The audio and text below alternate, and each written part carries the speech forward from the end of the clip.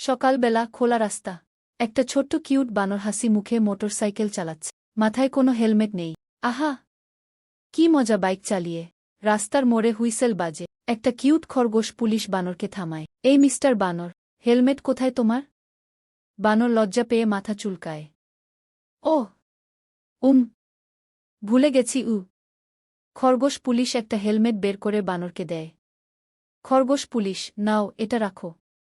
নিজের নিরাপত্তা আগে। হেলমেট ছাড়া বাইক চালানো ঠিক না।